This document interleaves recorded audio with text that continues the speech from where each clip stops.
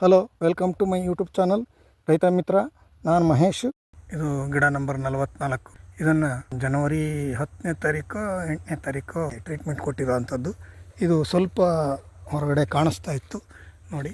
ಈ ರೀತಿ ಗಿಡ ಇದೆ. ಇಂಥ ಗಿಡನೂ ನಾವು ಎತ್ತಬಹುದು ಅನ್ನೋದನ್ನು ನಾವು ತೋರಿಸ್ತಾ ಇದ್ದೀನಿ ನೋಡಿ. ಈ ರೀತಿ ಹೊಡೆತ ತಿಂದಿದೆ, ಈ ರೀತಿ ಬೆಂಡಾಗಿರುತ್ತೆ. ಇಷ್ಟು ಹೊಡೆತ ತಿಂದಿರೋದನ್ನು ನಾನು ಇಲ್ಲಿ ಇಂಪ್ರೂವ್ ಮಾಡಿ ನೋಡಿರಿ. ಇಲ್ಲಿ ಫುಲ್ ಹೋಗಿದೆ ಇದು ಗರಿಗಳೆಲ್ಲ.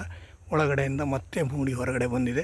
ಹೊರಗಡೆ ಬಂದು ಈ ಗಿಡ ಈಗ ಒಂದು ಹಂತಕ್ಕೆ ಇದು ಕಾಣಿಸ್ತಾ ಇದೆ. ಉದ್ದನೇದು ಶೂಟ್ ಹೊರಗಡೆ ಬಂದಿದೆ. ಶೂಟ್ ಹೊರಗಡೆ ಬಂದಿರೋದ್ರಿಂದ ಮುಂದೆ ನಾನು ಗಿಡ ಮಾಡಬಹುದು. ಇದನ್ನು ಇಂಪ್ರೂವ್ ಆಗ್ತದೆ ಅನ್ನೋ ಒಂದು ಧೈರ್ಯ ಇದೆ. ನೋಡೋಣ ಅದು ಯಾವ ಮಟ್ಟದಲ್ಲಿ ಬರುತ್ತೆ ಅನ್ನೋದು. ಅಂದರೆ ಈ ರೀತಿವೆಲ್ಲ ನಾನು ಹೆಚ್ಚು ಕಡಿಮೆ ನಮ್ಮ ತೋಟದೊಳಗೆ ಇಳುವರಿ ತಗೊತಾ ಇದ್ದೀನಿ. ಇದೇ ರೀತಿ ನಾವು ಇಂಪ್ರೂವ್ ಮಾಡ್ಕೊತ ನಾವು ನಮ್ಮ ಗಿಡಗಳನ್ನು ಉಳಿಸ್ಕೊಂಡು ನಾನು ಇಳುವರಿ ಉಳಿಸ್ಕೊತಾ ಇದ್ದೀನಿ. ಈಗಲೇ ಉಳಿಯುತ್ತೆ ಅಥವಾ ಈಗಲೇ ಇಳುವರಿ ಬಂದ್ಬಿಡುತ್ತೆ ಅಲ್ಲ. ಈಗಿನ ರೈತರುಗಳು ಏನಾಗಿದೆ ಅಂದರೆ ಹಿಂಗೆ ಕೆಳಗಡೆ ಹಾಕಬೇಕು, ಮೇಲ್ಗಡೆ ಫಸಲು ಕೀಳಬೇಕು, ಅಷ್ಟು ಅರ್ಜೆಂಟಲ್ಲಿರ್ತಾರೆ. ಆ ರೀತಿ ಅರ್ಜೆಂಟಲ್ಲಿ ಆಗಲ್ಲ ಇವೆಲ್ಲ. ಅದು ಇಂಪ್ರೂವ್ ಆಗಬೇಕು, ನಿಧಾನಕ್ಕೆ ಬರುತ್ತೆ.